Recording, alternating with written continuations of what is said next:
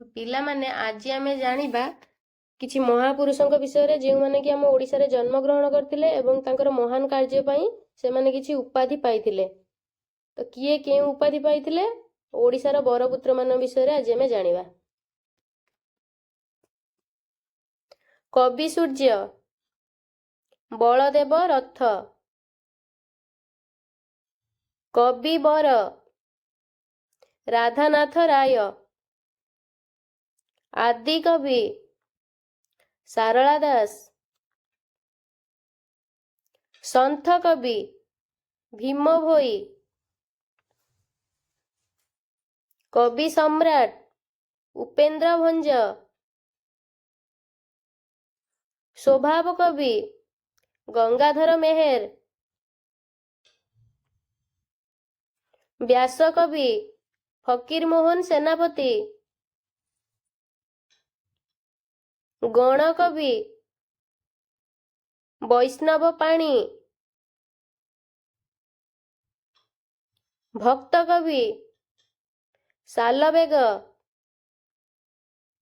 ପଲ୍ଲୀ କବି ନନ୍ଦକିଶୋର ବଳ,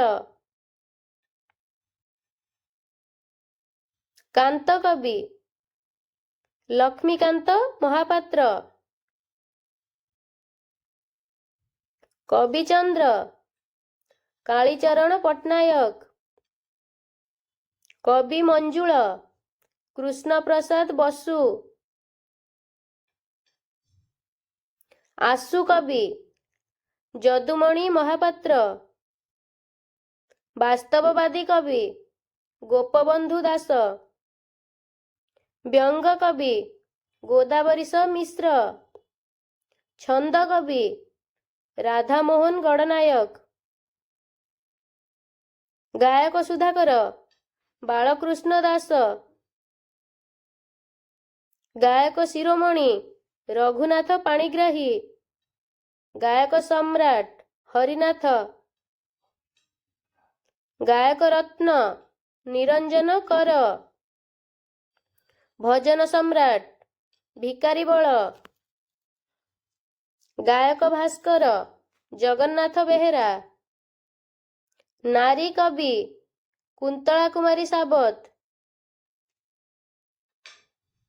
ନାଟ୍ୟାଚାର୍ଯ୍ୟ ରଘୁନାଥ ପଣ୍ଡା, ନେତାଜୀ ସୁଭାଷ ଚନ୍ଦ୍ର ବୋଷ,